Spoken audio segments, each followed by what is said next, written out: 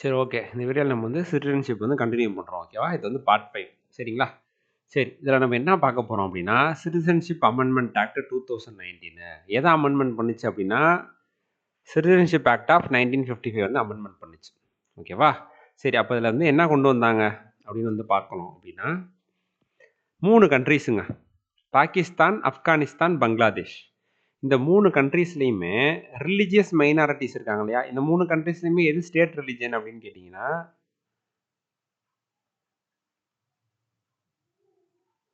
இஸ்லாம். ஓகேங்களா? ஸோ மத்த ரிலிஜியன்னா என்னது?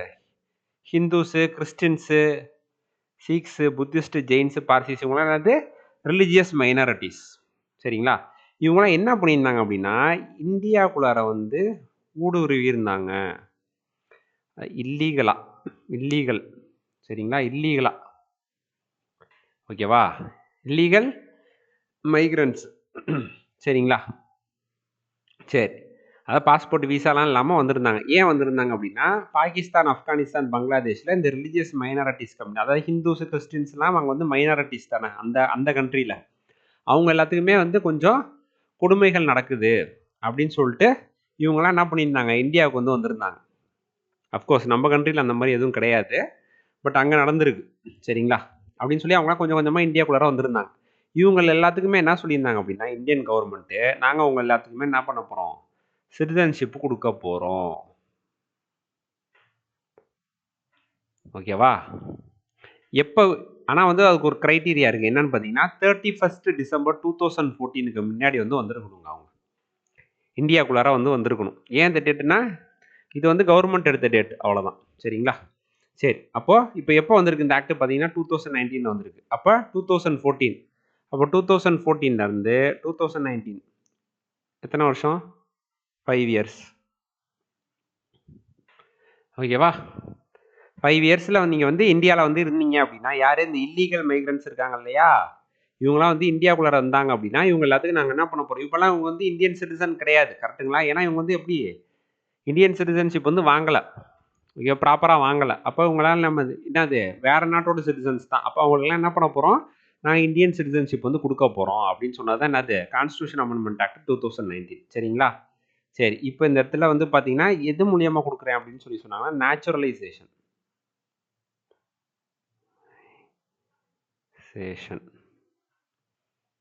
ஓகேவா? நம்ம பார்த்தோம் இல்லையா, by birth, by descent, by registration, naturalization and incorporation of territory அப்படின்னு சொல்லி 5 மெத்தட் பார்த்தோம் இல்லையா. அதில் நேச்சுரலைசேஷன்ற மெத்தட் படி கொடுக்க போகிறோம். அப்போ நான் இப்போ இங்கே உங்களுக்கு டவுட் வரும், நேச்சுரலைசேஷன் மெத்தடில் வந்து 11 + 1 இயர்ஸ் தானே, 11 + 1 இயர் கரெக்டுங்களா? ஆனால் இங்கே என்ன சொல்லியிருக்காங்க, 5 இயர்ஸ் அப்படின்னு சொல்லியிருக்காங்க இல்லையா. நம்ம நேச்சுரலைசேஷனில் பார்த்துருப்போம் இல்லையா, என்னது இங்கே ஒரு 14 இயர்ஸில் எவ்வளோ இயர்ஸ் இருக்கணும், 11 இயர்ஸ் வந்து இருக்கணும். அதுக்கப்புறம் அப்ளிகேஷன் போகிறதுக்கு முன்னாடி என்னது 1 இயர் இருக்கணும். அது இப்போ எப்படி மாறிடுச்சு பார்த்தீங்கன்னா, இவங்களுக்கு மட்டும் சரிங்களா, அந்த ரிலிஜியஸ் மைனாரிட்டிஸ்க்கு மட்டும் 5 இயர்ஸ் ப்ளஸ் 1 இயர். அப்போது 11 இயர்ஸ்ன்றது எத்தனை இயராக மாறிடுச்சு, 5 இயர்ஸாக மாறிடுச்சு. ஓகேவா? அப்போ மொத்தமாக இங்கே என்ன 12 இயர்ஸ். அப்போ இங்கே 5 + 1 என்ன ஆகும், இங்கே 6 இயர்ஸ் தான். ஓகேவா? இப்படி இருந்தால் என்ன ஆகும், நாங்கள் உங்களுக்கு சிட்டிசன்ஷிப் தரோம் அப்படின்னு சொல்லி கொண்டு வந்தது தாங்க இந்த கான்ஸ்டியூஷன் அமெண்ட்மெண்ட் ஆக்ட் 2019.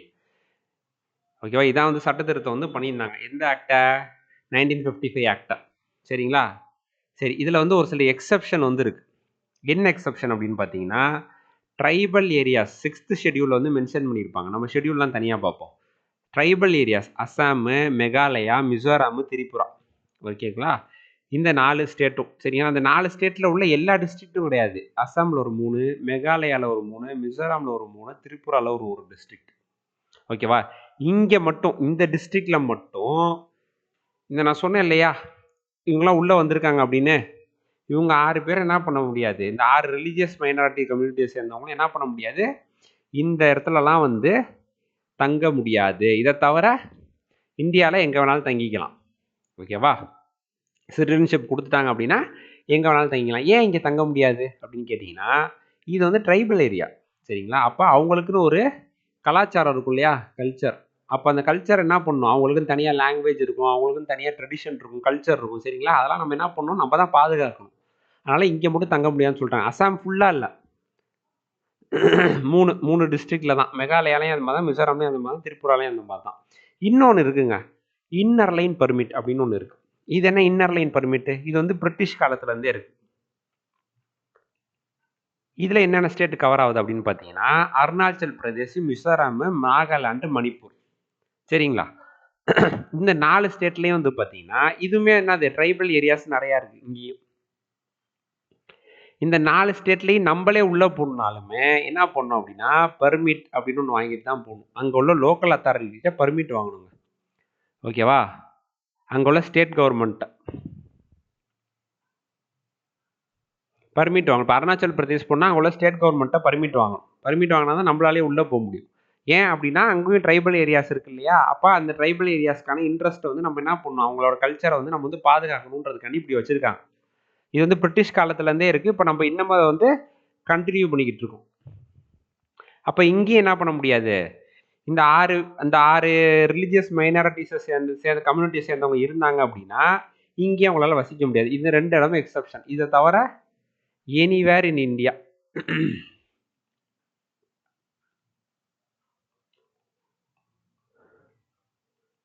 இருக்கலாம். நாங்கள் சிட்டிசன்ஷிப் வந்து உங்களுக்கு வந்து கொடுத்துட்றோம் அப்படின்னு சொல்லி கவர்மெண்ட் வந்து கொண்டு வந்துட்டாங்க. இதாங்க கான்ஸ்டியூஷன் அமெண்ட்மெண்ட் ஆக்ட் 2019. இதனால பல பிரச்சனைகள் வந்து வந்துச்சு. அதை நம்ம ஏன் வந்து அந்த மாதிரி பிரச்சனைகள் வந்துச்சு அப்படின்றத பார்க்கறதுக்கு தான் இந்த வீடியோவே. சரிங்களா? இன்னொன்று இதில் வந்து ஒரு சின்ன விஷயம் பார்த்தீங்கன்னா, கேன்சலேஷன் ஆஃப் ஓசிஏ ரெஜிஸ்ட்ரேஷன் நம்ம போன வீடியோவில் பார்த்துருப்போம் இல்லையா? அதில் இன்னொரு கிளாஸ் வந்து கொண்டு வராங்க. என்னது? ஓசிஏ கார்டை வந்து கேன்சல் பண்ணலாம். எப்படி? Has violated any law that is force in the country. Any லா அப்படின்னா என்னவா இருந்தாலும் என்ன பண்ணலாம், எந்த லாவை அவங்க பிரேக் பண்ணாலும் என்ன பண்ணலாம், ஓசிஏ கார்டை வந்து என்ன பண்ணலாம், கேன்சல் பண்ணிடலாம். இது வந்து என்ன இதில் கொண்டு வந்தாங்க, இந்த 2019 கான்ஸ்டியூஷன் அமெண்ட்மெண்ட் ஆக்டில் வந்து கொண்டு வந்தது. இப்போ இது வந்து அவ்வளோ இம்பார்ட்டன்ட் இல்லை நம்ம பார்க்குற இந்த விஷயத்துக்கு. சரிங்களா? ஆனால் இதுவும் கொண்டு வந்தாங்க, அதனால நான் உங்களுக்கு வந்து இங்கே வந்து மென்ஷன் பண்ணியிருக்கேன். சரிங்களா? சரி, இப்போ இதனால என்னங்க பிரச்சனை, இந்த கான்ஸ்டியூஷன் அமெண்ட்மெண்ட் ஆக்ட்னால என்னங்க பிரச்சனை வந்துச்சு அப்படின்னு பார்த்தோம்னா, இப்போ வந்து பார்த்தீங்கன்னா நம்ம ஊரில் என்ன சொன்னாங்க அப்படின்னா, ஆர்டிகல் 15 வந்து நீங்கள் வந்து வயலேட் பண்ணிட்டீங்க. யார்? கவர்மெண்ட். ஏன்? ஆர்டிகல் 15 என்ன சொல்லுது? ரிலிஜன் டிஸ்கிரிமினேஷன் வந்து பண்ணக்கூடாது. என்னது? ரிலிஜனை வச்சு பண்ணக்கூடாது அப்படின்னு சொல்லி வரும் ஆர்டிகல் 15ல். Religion, race, caste, sex, place of birth அப்படின்னு வரும். சரிங்களா?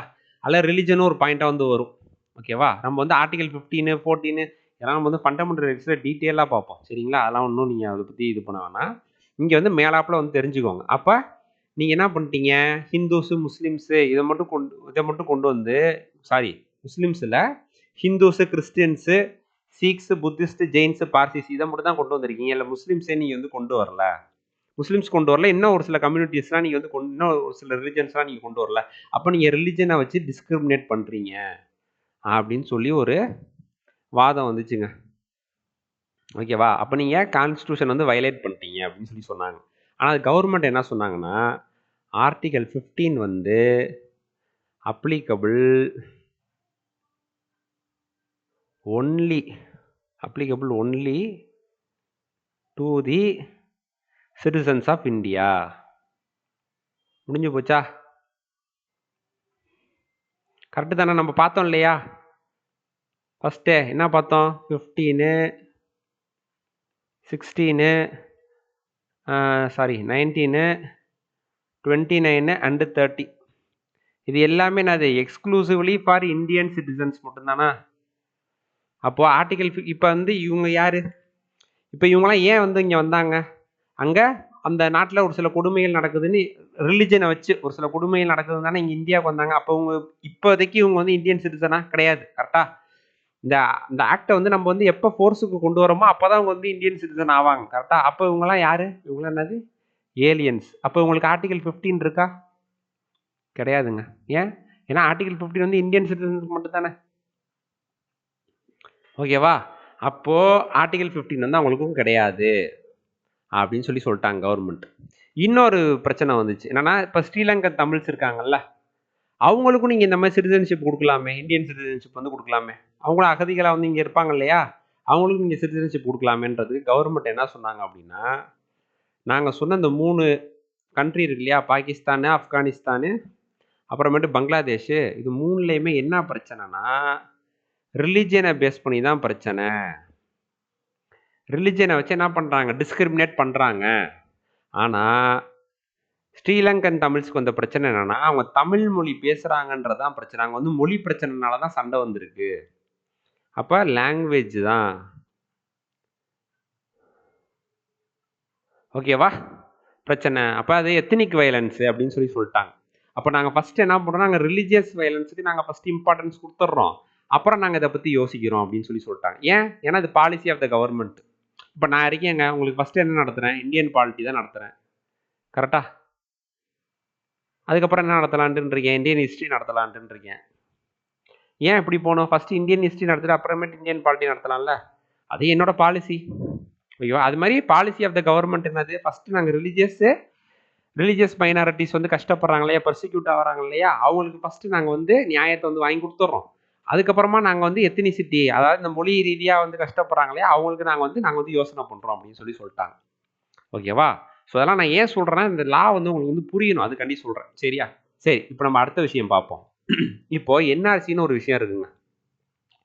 இது புரிஞ்சாதான் ஏன் பிரச்சனை வந்துச்சுன்னே உங்களுக்கு புரியும். இந்த ஆக்டில் என்ஆர்சி அப்படின்னு சொல்லி ஒரு விஷயம் இருக்குது. என்னன்னா, நேஷனல் ரெஜிஸ்டர் ஆஃப் சிட்டிசன்ஸ். ஓகேவா? இதில் என்ன இருக்கும் அப்படின்னு பார்த்தீங்கன்னா, details of the citizens of India. அப்போ யார் வந்து சிட்டிசன்ஸ்ன்றது வந்து இதில் வந்து தெரிஞ்சிடும். இந்த ரிப்போர்ட் எடுத்தோம் அப்படின்னா, யாரெல்லாம் நம்மளோட சிட்டிசன்ஸாக இருக்காங்களோ அவங்களோட டீட்டெயில்ஸ் தான் இந்த என்ஆர்சியில் வந்து இருக்கும். சரிங்களா? சரி, அப்போது என்ன ஆயிடுச்சு அப்படின்னு பார்த்தி, இது கடைசியாக எப்போ எடுத்தாங்கன்னா 1951 தாங்க எடுத்தாங்க. ஓகேவா? அதுக்கப்புறம் எடுக்கல. சரி, அஸ்ஸாமில் வந்து ஒரு அஜிடேஷன் வந்து வருது, போராட்டம் நிறையா வந்து வெடிக்குது. ஏன் அப்படின்னு பார்த்து 1979லேருந்து 1985 வரைக்கும் யார் பண்ணுறா அப்படின்னா, ஏஏஎஸ்யூ அப்படின்னா ஆல் அசாம் ஸ்டூடெண்ட் யூனியன். அவங்க தான் வந்து என்ன பண்ணுறாங்க, நிறையா வந்து போராட்டம் வந்து பண்ணுறாங்க. மேஜராக நிறைய பேர் பண்ணுறாங்க, அவங்க மேஜராக வந்து இவங்க தான். சரிங்களா? சரி, 79லேருந்து 85 வரைக்கும் நடக்குது. ஏன் நடக்குது அப்படின்னு பார்த்தீங்கன்னா, பங்களாதேஷ் இருக்கு இல்லையா, பங்களாதேஷ் வந்து என்ன பண்ணுறாங்க அப்படின்னா, அவங்க நாட்டிலேருந்து என்ன பண்ணுறாங்க, நிறைய பேர் என்ன பண்ணுறாங்க, அஸ்ஸாமுக்குள்ளே வந்து வந்துட்டாங்க. ஏன்னா பக்கத்துலேயே இருக்கும். நீங்கள் மேப்பு பார்த்தீங்கன்னா உங்களுக்கு தெரியும், அஸ்ஸாமும் பங்களாதேஷும் பார்டர் வந்து ஷேர் பண்ணிக்கும். சரிங்களா? அப்போ நம்ம இந்தியாவுக்குள்ளார வந்து நிறையா பங்களாதேஷை சேர்ந்தவங்க வந்து வந்துட்டாங்க. அப்படி அவங்களெல்லாம் நீங்கள் வந்து வெளியேற்றணும். ஏன் வெளியேற்றணும், அவங்க வந்தாங்கன்னா எங்களோட கலாச்சாரம் கெட்டு போயிடும், எங்களுக்கான வேலை வாய்ப்புக்கு குறைஞ்சி போயிடும் அப்படின்னு சொல்லி என்ன பண்ணுறாங்க, அஸ்ஸாமில் வந்து ஒரு பிரச்சனை வந்து நடக்குது. சரிங்களா? அப்போ அவங்க என்ன பண்ணுறாங்க, நீங்கள் வந்து என்ன பண்ணுங்க, என்ஆர்சி வந்து கண்டக்ட் பண்ணுங்க அஸ்ஸாமுக்கு. என்ஆர்சின்னு ஒன்று வந்து வைங்க அஸ்ஸாமுக்கு. வச்சு யாரெல்லாம் உண்மையிலுமே அஸ்ஸாமீஸு, யாரெல்லாம் வந்து பங்களாதேஷ்லேருந்து ஊடுருவி வந்திருக்காங்கன்றதை கண்டுபிடிச்சா அவங்களெல்லாம் என்ன பண்ணுங்க, மறுபடியும் பங்களாதேஷ்க்கே அனுப்புங்க அப்படின்னு சொல்லி சொல்கிறாங்க. அதுக்கு தான் இந்த அஜிடேஷன் வந்து நடக்குது. ஸோ இதனால் கவர்மெண்ட் என்ன பண்ணுறாங்க அப்படின்னா, ஒரு பாயிண்டில் 1985ல் அசாம் அக்கார்டு அப்படின்னு சொல்லி ஒன்று கொண்டு வராங்க. அது என்ன அசாம் அக்கார்டு அப்படின்னா, சிட்டிசன்ஷிப் ஆக்ட் 1985 அப்படின்னு ஒன்று சிட்டிசன்ஷிப் அமெண்ட்மெண்ட் ஆக்ட். இது வந்து என்ன பண்ணுதுன்னா, சிட்டிசன்ஷிப் ஆக்ட் 1955 இருக்கு இல்லையா, இதில் வந்து புதுசாக ஒரு செக்ஷன் வந்து உள்ளே சேர்க்குறாங்க. என்னென்னா செக்ஷன் 6A அப்படின்னு. இந்த 6A என்ன சொல்லுது அப்படின்னு பார்த்தீங்கன்னா, ஜனவரி 1, 1966 1966க்கு முன்னாடி யாரெல்லாம் அஸ்ஸாமுக்கு வந்தாங்களோ ஃப்ரம் பங்களாதேஷ், ஓகேவா, அவங்க எல்லாரையும் நாங்கள் என்ன பண்ணிடுவோம், deemed to be citizens of India as from January 1, 1966லேருந்து அவங்களாம் என்னது, அவங்களெல்லாம் நாங்கள் வந்து சிட்டிசனாக ஏற்றுக்குறோங்க. பரவாயில்ல, நீங்கள் வந்து பங்களாதேஷ்லேருந்து தான் வந்திருக்கீங்க, இருந்தாலும் பரவாயில்ல, நாங்களாம் உங்களை என்ன பண்ணிக்கிறோம், எங்கள் நாட்டு சிட்டிசனாக நாங்கள் உங்களை வந்து ஏற்றுக்குறோம்.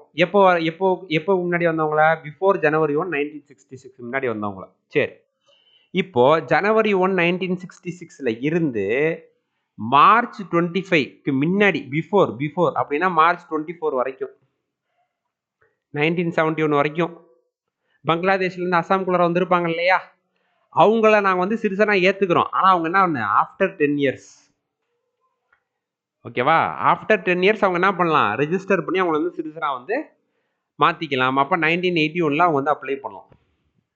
1971 சப்போஸ் வந்திருந்தாங்கன்னா, சப்போஸ் 1966 67 வந்திருந்தாங்கன்னா அதுலேருந்து 10 வருஷம். ஓகேவா, நான் சொல்கிறது புரியுதா உங்களுக்கு? எப்போ அவங்க வந்திருக்காங்களோ, அதாவது மார்ச் 24க்குள்ளார வந்திருக்கணும். இதுக்குள்ளார அஸ்ஸாமுக்குள்ளார பங்களாதேஷ்லேருந்து. சரிங்களா?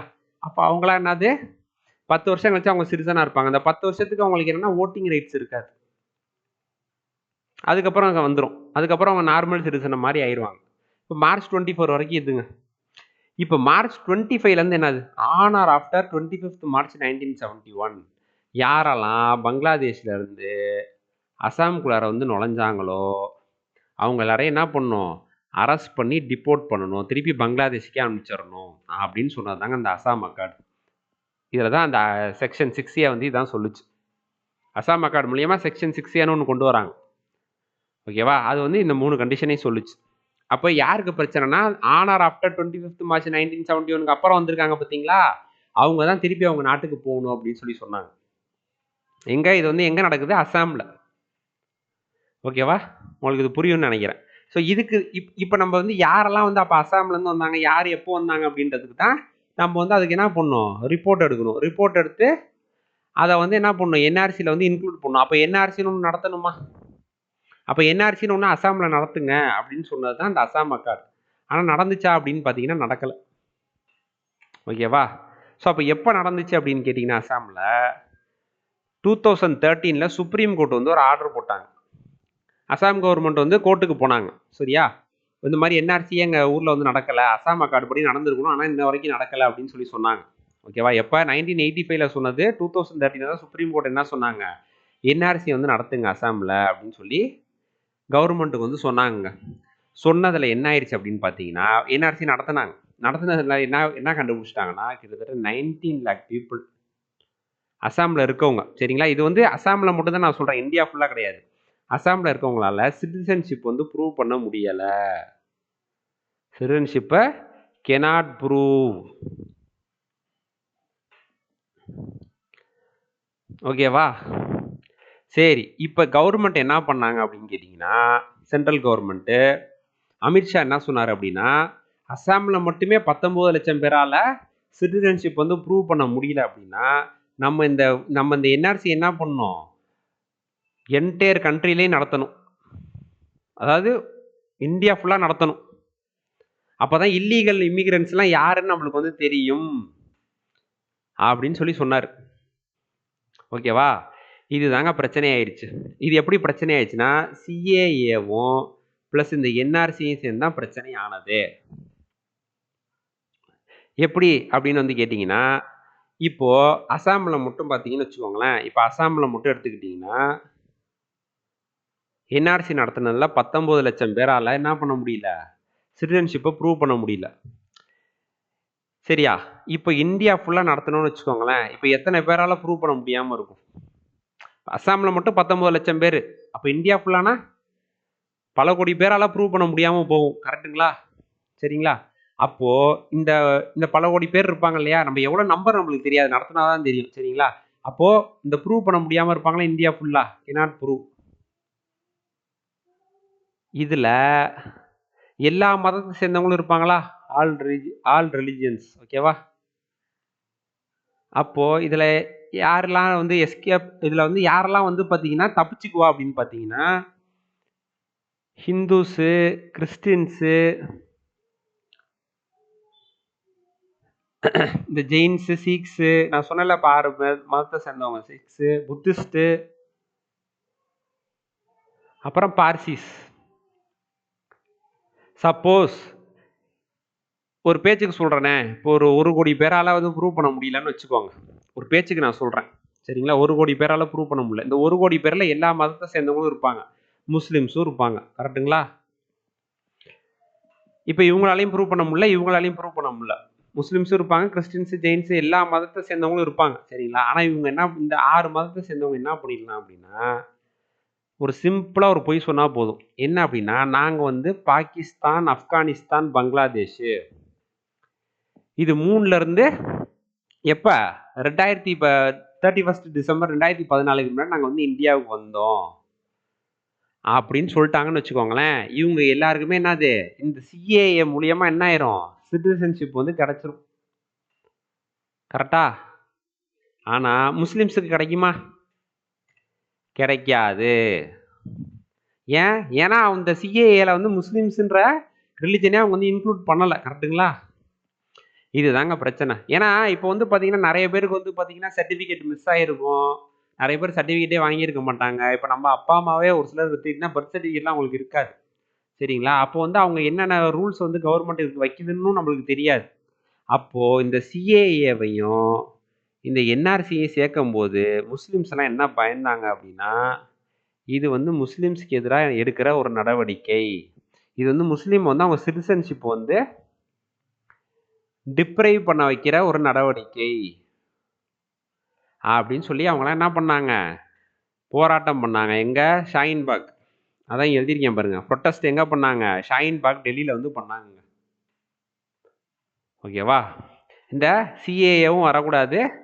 இந்த என்ஆர்சியும் வரக்கூடாது. இது ரெண்டும் சேரும்போது என்ன ஆகுது? யார் பாதிக்கப்படுறா? முஸ்லிம்ஸ். ஆனா நம்ம கவர்மெண்ட் என்ன சொன்னாங்க அப்படின்னா, இது வந்து நாங்க வெளியிலேருந்து வந்தவங்களுக்காக தான் இதை வந்து நாங்க வந்து பண்றோம். ஆல்ரெடி நீங்க வந்து சிட்டிசன் ஆஃப் இந்தியாவா இருக்கீங்க, இல்ல இந்தியாலே தான் ரொம்ப வருஷமா இருக்கீங்கன்னா, இது உங்களை பாதிக்காது அப்படின்னு சொல்லி சொன்னாங்க. இருந்தாலும் மக்களுக்கு வந்து என்ன ஆகுது? ஒரு பயம் இருந்துச்சு இல்லையா? ஏன்னா வந்து என்னது ஒருவேளை நம்மளால ப்ரூவ் பண்ண முடியல அப்படின்னா, அவங்க வந்து நம்ம சிட்டிசன்ஷிப் வந்து பறிச்சிருவாங்களோ, நம்மள வந்து இல்லீகல் இமிகிரண்ட்னு சொல்லிருவாங்களோ அப்படின்னு சொல்லி ஒரு அச்சம் வந்து எல்லாருக்குமே இருந்துச்சு. ஓகேவா? ஸோ அதனால வந்து பார்த்தீங்கன்னா, முஸ்லிம்ஸ்லாம் என்ன பண்ணாங்க? ஷாஹீன்பாக்ல போராடினாங்க. இதுதாங்க சிஏஏ பிளஸ் என்ஆர்சியோட பிரச்சனை. சரிங்களா? இதுக்கப்புறம் என்பிஆர்னு ஒன்று இருக்கு. என்பிஆர் என்னது? National population register. இது எப்போ ஃபர்ஸ்ட் வந்துச்சு அப்படின்னு கேட்டிங்கன்னா, 2010ல வந்து கொண்டு வந்தாங்க. எதுக்காக கொண்டு வந்தாங்க? இதில் என்ன இருக்கும் அப்படின்றத ஃபர்ஸ்ட் பார்த்துடலாம். Contains the details of the usual residence of India. இது என்ன யூஷுவல் ரெசிடென்ஸ்னா என்னது? Who are staying in India for 6 months or more. நான் என்ஆர்சியில் என்ன சொன்னேன்? என்ஆர்சியில் வந்து பார்த்தீங்கன்னு வச்சுக்கோங்களேன், இதில் வந்து contains the detail of citizens of India. Citizen of India பற்றின டீடைல் மட்டும் தான் என்ஆர்சியில் இருக்கும். ஆனால் என்பிஆரில் வந்து பார்த்தீங்கன்னு வச்சுக்கோங்களேன், contains the details of usual residence of இந்தியானா இதில் வந்து இந்தியன் சிட்டிசன்ஸு ப்ளஸ் ஏலியன்ஸ், அதாவது ஃபாரினர்ஸ் இருக்காங்க இல்லையா, அவங்கள பற்றின டீட்டெயில்ஸ் இதில் வந்து இருக்கும் என்பிஆரில். சரி, அப்போ என்பிஆரில் வந்து என்ன சொல்ல வராங்க அப்படின்னா, யூஷுவல் ரெசிடென்ஸ்னா என்ன அப்படின்னு பார்த்தீங்கன்னா, who are staying in India for more than 6 months or more, for 6 months or more. ஓகேவா? ஒன்று 6 மாதம் இல்லைன்னா அதுக்கு மேலே வந்து தங்கிட்டு இருப்பாங்க இந்தியாவில். இல்லைன்னா வாண்ட் டு ஸ்டே, அதாவது தங்க போகிறாங்க. ஓகேவா? 6 months ஆர் மோர். ஓகேவா? இதை அப்படியே இங்கே தூக்கி போட்டுக்கோங்க. Want to stay in India for 6 months or more. யாரெல்லாம் வந்து 6 months தங்கியிருக்காங்களோ, யாரெல்லாம் 6 monthsக்கு மேலே தங்க போகிறாங்களோ, இது எதுக்காக கொண்டு வந்தாங்க அப்படின்னு சொன்னாங்கன்னா, கவர்மெண்ட்டு 2010ல கொண்டு வரும்போது ஸ்கீம்ஸ் கொண்டு வரதுக்காண்டி கொண்டு வரேன்னு சொல்லி சொன்னாங்க.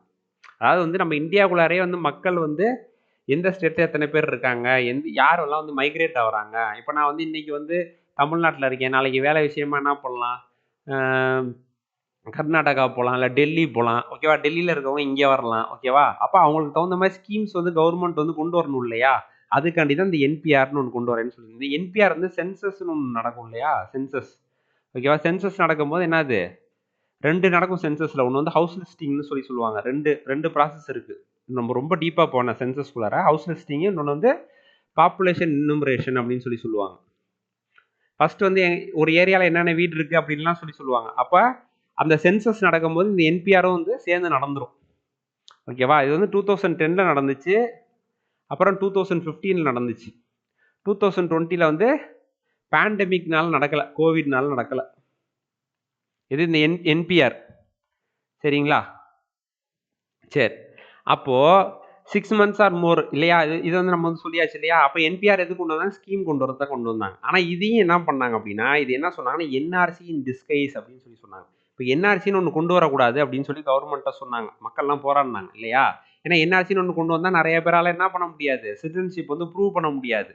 அதுலேயும் மெயினாக அதில் பாதிக்கப்படுறவங்க யார்? முஸ்லீம் கம்யூனிட்டியை சேர்ந்தவங்களாக தான் இருப்பாங்க. அப்படின்றதுனால என்ஆர்சி கொண்டு வரக்கூடாது இந்தியா ஃபுல்லாக அப்படின்னு சொல்லி சொன்னாங்க. ஸோ அப்படி சொன்னதில் என்ஆர்சி கொண்டு வர மாட்டேன் அப்படின்னு சொல்லிட்டு இப்போ என்பிஆர் கொண்டு வந்தீங்க அப்படின்னா, இது வந்து இன்டைரக்டா என்ஆர்சி கொண்டு வர மாதிரி அப்படின்னு சொல்லி சொன்னாங்க. எப்படி அப்படின்னு கேட்டிங்கன்னா, முன்னாடி வந்து என்பிஆரில் வந்து ஃபஸ்ட்டு வந்து என்னென்ன டீட்டெயில்ஸ் கேட்பாங்க அப்படின்னா, நேமு, செக்ஸு, மேலா ஃபீமேலா, அப்புறமேட்டு வந்து பார்த்தீங்கன்னா ஏஜ், இந்த மாதிரி டீட்டெயில்ஸ் தான் இருக்கும். இது போக இன்னும் சில டீட்டெயில்ஸ்லாம் இருக்கும். சரியா? ஆனால் டீட்டெயில்ஸ் வந்து இந்த மாதிரி தான் இருக்கும். அப்புறம் புதுசாக என்ன ஆட் பண்ணாங்க அப்படின்னா, date of birth, place of birth, place of birth of parents. ஓகேவா? இப்போ இதெல்லாம் எதுக்கு கேட்குறீங்க? ஓகேவா? இதெல்லாம் வந்து பழைய என்பிஆரில் வந்து இல்லை. ஆனால் புதுசாக வந்து கொண்டு வந்தாங்க. என்ன கொண்டு வந்தாங்க? டேட் ஆஃப் பர்த் என்ன, உங்களோட டேட் ஆஃப் பர்த் என்ன, பிளேஸ் ஆஃப் பர்த் என்ன. பிளேஸ் ஆஃப் பர்த் பேரண்ட்ஸ் எதுக்குங்க ஸ்கீமுக்கு? Okay, place of birth parents வந்து தேவையே இல்லையா? ஸ்கீம் தானே கொண்டு வர போறீங்க. அதுக்கு தான் நீங்கள் என்பிஆர் எடுக்கிறீங்க. அதுக்கு எதுக்கு பிளேஸ் ஆஃப் பர்த் பேரண்ட்ஸ்லாம் எதுக்கு அதுக்கு? ஸோ இப்படி கொண்டு வரவும் என்ன சொன்னாங்க? என்பிஆர் வந்து என்ஆர்சிக்கு பதிலாக என்பிஆர்னு ஒன்று புதுசாக, என்பிஆர்ன்றது ஆல்ரெடி இருக்கு. என்ஆர்சிக்கு பதிலாக என்ஆர்சியில் கேட்க வேண்டிய டீட்டெயில்ஸ்லாம் என்ன பண்ணுறாங்க? என்பிஆரில் வந்து கேட்டுக்கிறாங்க. ஓகேவா? அப்படின்னு சொல்லி இதுவும் வந்து வரக்கூடாது அப்படின்னு சொல்லி போராட்டம் வந்து பண்ணாங்க. ஓகேவா? ஸோ இது ஆனால் வந்து பார்த்தீங்கன்னா கோவிட்னால இது வந்து நடக்கலை. என்பிஆர் வந்து நடக்கலை. சரியா? என்ஆர்சி வந்து அசாம் மட்டும் தான் நடந்திருக்கு. சரிங்களா? இந்தியா ஃபுல்லாக நடக்கலை. ஓகேவா? ஸோ இதுதான் வந்து பார்த்தீங்கன்னா கான்ஸ்டியூஷன் அமெண்ட்மெண்ட் ஆக்ட் 2019. இது உங்களுக்கு புரிஞ்சிருக்கும்னு நினைக்கிறேன். சரியா? இல்லை ஏதாவது குழப்பம் இருந்துச்சுன்னா கீழே கமெண்ட்ஸில் கேளுங்க, நான் கண்டிப்பாக பதில் சொல்கிறேன். வேற என்ன? அப்புறம் இங்கே பாருங்க, இந்த அசாம் அக்கார்டு இருக்கு இல்லையா? இந்த அசாம் அக்கார்டு வந்து இங்கே அசாமில் உள்ளவங்களும் வந்து இதை வந்து சிஏஏ வந்து எதிர்த்தாங்க. ஏன் அப்படின்னு கேட்டிங்கன்னா, அவங்க என்ன சொன்னாங்க? பங்களாதேஷ்லேருந்து வந்த எல்லாரையும் என்ன சொன்னாங்க? பங்களாதேஷ்லேருந்து வந்த எல்லாரையும் என்ன பண்ணு, வெளியே அனுப்பணும்னு சொல்லி சொன்னாங்க இல்லையா? எப்போ? 25 மார்ச் 1971 அப்புறம் பங்களாதேஷ்லேருந்து வந்த எல்லாரையும் வெளியே அனுப்பணும்னு சொன்னாங்க. ஆனால் சிஏஏ என்ன சொல்லுது பாருங்க, கான்ஸ்டியூஷன் அமெண்ட்மெண்ட் ஆக்ட், முஸ்லிம்ஸை மட்டும் விட்டுட்டு ஹிந்துஸு, கிறிஸ்டின்ஸு, சீக்ஸு, புத்திஸ்ட், ஜெயின்ஸு, பார்சிஸ், இதில் என்ன கம்யூனிட்டியாக இருந்தாலும் என்னது 2014 வரைக்கும் டைம் இருக்கு. 31 டிசம்பர் 2014. ஓகேவா? ஸோ இப்போ வரைக்கும் உள்ள வந்தவங்களுக்கு நாங்கள் வந்து சிட்டிசன்ஷிப் வந்து கொடுப்போம் அப்படின்னு சொல்லி இந்தியன் கவர்மெண்ட் சொல்லுது. ஓகேவா? ஆனால் இவங்க வந்து எங்கே மட்டும் தான் இருக்க முடியாது? அசாமில் ஒரு 3 டிஸ்ட்ரிக்டில் தான் இருக்க முடியாது. அப்போ அசாமில் மீதி எல்லா டிஸ்ட்ரிக்ட்லேயும் இருக்கலாம் இல்லையா? அப்போ அசாமீஸே என்ன பண்ணாங்க? அந்த சிஏ எதிர்த்து போராடினாங்க. நாங்கள் வந்து 1971 அப்புறம் உள்ள வந்தவங்க எல்லாத்தையும் வந்து வெளியே அனுப்பணும்னு சொல்கிறோம். நீங்கள் என்ன சொல்கிறீங்கன்னா 2014 டிசம்பர் 31க்கு முன்னாடி வந்த இந்த 6 கம்யூனிட்டியை சேர்ந்தவங்களுக்கு நாங்கள் வந்து என்ன பண்ணுவோம்? சிட்டிசன்ஷிப் கொடுத்துருவோம் அப்படின்றீங்க. அப்போ அந்த 6 கம்யூனிட்டியை சேர்ந்தவங்க இருப்பாங்க இல்லையா? அந்த பங்களாதேஷ்லேருந்து வந்தவங்களும் இருப்பாங்க இல்லையா? அப்போ எங்களுக்கான இந்த அசாம் அக்கார்டை நீங்கள் வந்து சரியாக வந்து இம்ப்ளிமெண்ட் பண்ணலை அப்படின்னு சொல்லி அசாமீஸும் இதுக்கு எதிராக வந்து போராடினாங்க, சிஏஏக்கு எதிராக. சரிங்களா? முஸ்லீம்ஸும் போராடினாங்க, அசாமீஸும் போராடினாங்க. ஓ இதாங்க சிஏஏ. ஓகேவா? இது உங்களுக்கு புரிஞ்சிருக்கும்னு நினைக்கிறேன். சரியா? இந்த வீடியோ உங்களுக்கு பிடிச்சிருந்துச்சு அப்படின்னா ஒரு லைக் ப்ரெஸ் பண்ணி விடுங்க. அப்புறமா உங்கள் ஃப்ரெண்ட்ஸுக்கு வந்து ஷேர் பண்ணுங்கள். நம்ம சேனலுக்கு சப்ஸ்கிரைப் பண்ணுங்கள். ஏதாவது டவுட்ஸ்னால் கமெண்ட்ஸில் கேளுங்க, நான் கண்டிப்பாக வந்து உங்களுக்கு ஆன்சர் பண்ணுறேன். ஓகேவா? தேங்க்யூ.